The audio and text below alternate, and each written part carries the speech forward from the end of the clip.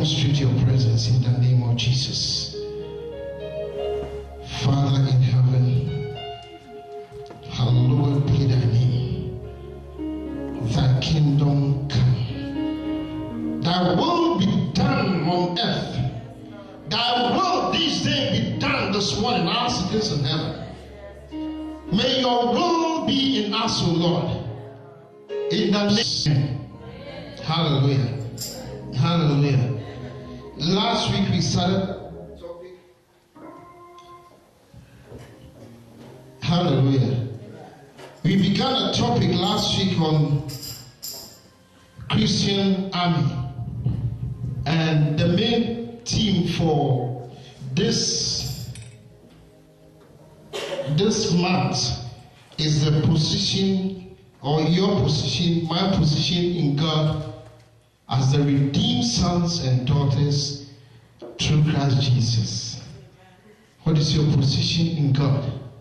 How do you stand in the face of God, having been redeemed through Christ Jesus? And I channel the position, or I pick one, as you being a warrior in the eyes of the Lord, or being, you represent an army of God. You are not just a being, you are somebody special, fully armed with, you have armor and you have weapons. If you know this, then you know our position. Hallelujah. The church should stand as a warrior for the Lord. Hallelujah.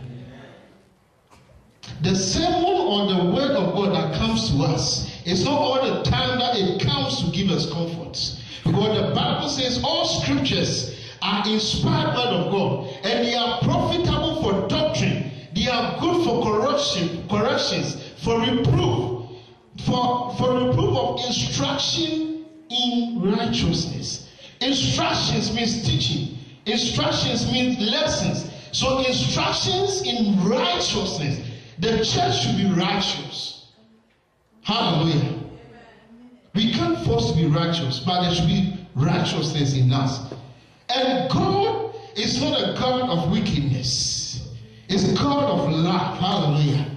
God will not look at our sins.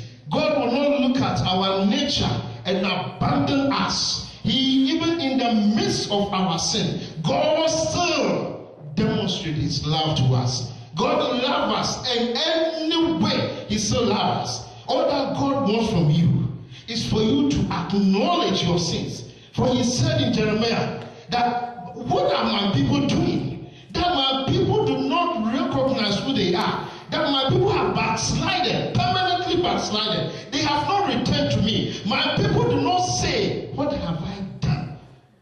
What have I just done? Oh no, I have sinned against God. That means you acknowledge God in your life. You have the love of God in you. We should not seek to be righteous before we come to worship God, but rather we should love God and struggle with our sins. For the day comes when our sins shall be cleanly washed. This time we only try. It's a lesson. There are referrals in our lives. Sometimes you take exams, you fail. Sometimes you pass. Those that you fail, you continue. Sometimes you will fail and fail and fail. But the Lord will keep on reminding you because his love is abundant in you. Hallelujah. But this topic, if it is done, we will know our position and will no longer give way to the devil. You didn't say amen. We started with the Christian as a warrior. If somebody is enlisted or recruited to be an army, last week we ended by saying the person goes through examination. The exams test your mental, your emotion, and your physics. That's what we learned. We left. Now when you are tested and the commander sees that yes, you are fit for the calling, he gives you into the job and you go through training. Hallelujah. The training for the warrior is purposely for him to be physically fit, physically merit the call that he has been called to. The training is for the mentor to mentally train you so that you'll be mentally alert or mentally ready for the job. Your emotion is to be emotionally ready for the job. We are going to look at these three things. Now let's start from the physical. The physical, that when you are called to be an army.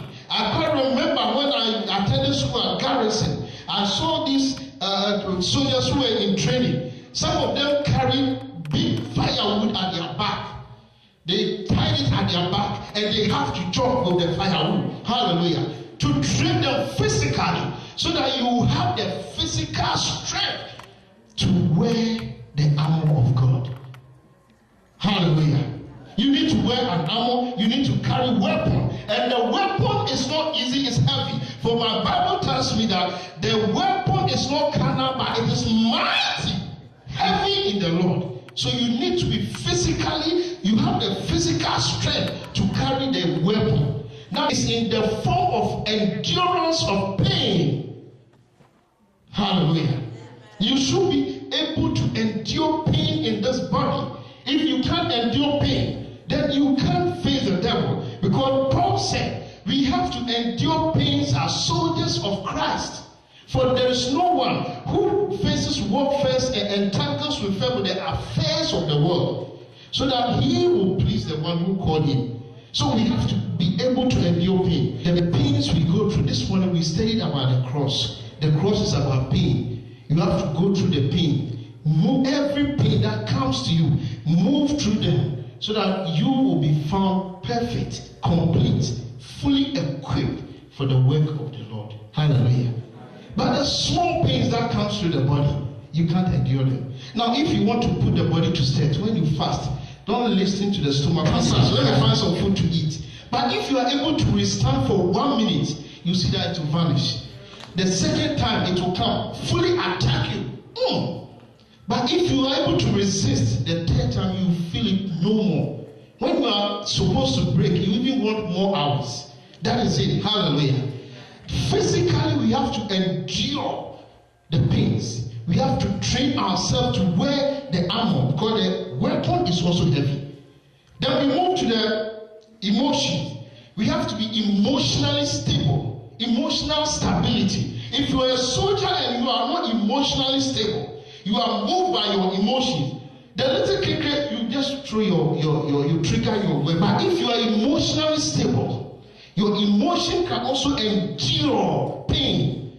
Your emotion can endure some kind of hardship so that you wait and look at how things go before you trigger. Hallelujah.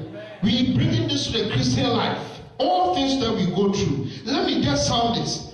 Once you come and you enlist yourself as a Christian, no matter what, you will go through the training of Christ. You can't dodge it. If you dodge it today, it awaits you. So you better face it today and be free tomorrow. Hallelujah. Mark it. You will go through, but the Bible says it is instruction in righteousness. Instruction is lesson. It's about teaching. So you will go through the curriculum of Christ. You go through the ABCD, you go through the spellings, you go through grammar, you go through composition, you go through everything for the Lord to find you that, yes, my son, my daughter is perfect for my work. Then we come to uncompromising spirits in your hearts. Uncompromising. Because you have, as a son of God, you have the greatest weapon. I have come to realize it. Reading the Bible, and I came to realize that God has given man the highest position on earth. Though Adam gave it out or sold it, yet you have one. Do you know it? The highest position. Do you know that God has given you? You have a territory within you that God himself who created you never comes to that territory. God never comes to that territory. You have the territory. So the more you protect your territory, the powerful you are. And the territory is in your mind. It is your free will. Free will. God gave man free will. That's why this morning lesson, it said, if anyone wants to come to me, why did God force you? God made you. You are your son. Hey, stop it. You force yourself to stop it. But God who made you has given you free will. You have your rights. You have a right. Free. That free will of yours is your power. That is the power you have on earth.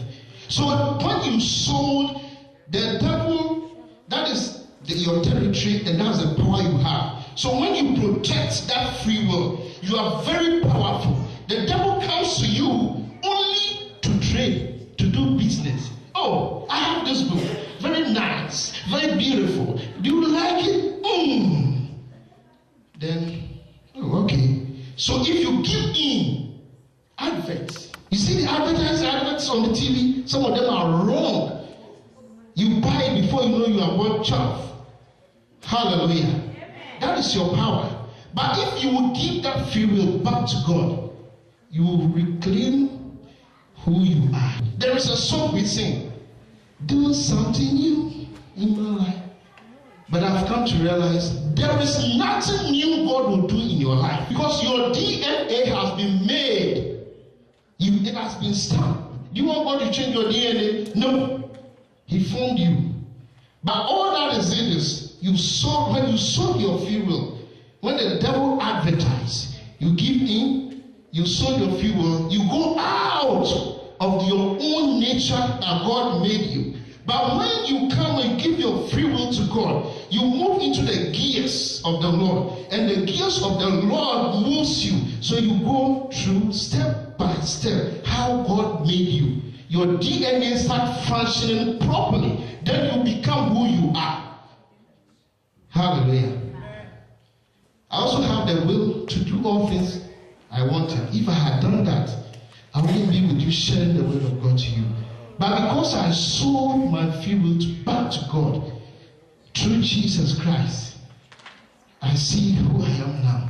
That is it. That is your power. That is the only power you have. And you can tell me whatever advice you want. It is up to me to take it or not. That is my power. But when you start selling that power to people, you are no more a man. That's why when some people want to come to you, they manipulate. The devil only manipulates. The Bible makes us understand that the devil in heaven, he traded with the angels and was able to pursue and was able to persuade 1/10 of the angels of God to fight God. Didn't say amen. Don't be down. I just want the body as a church to realize its position and be on its toes. Hallelujah.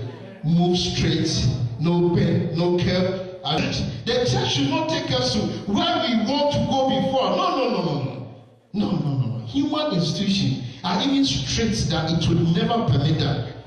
How much more the church of God? You didn't say amen.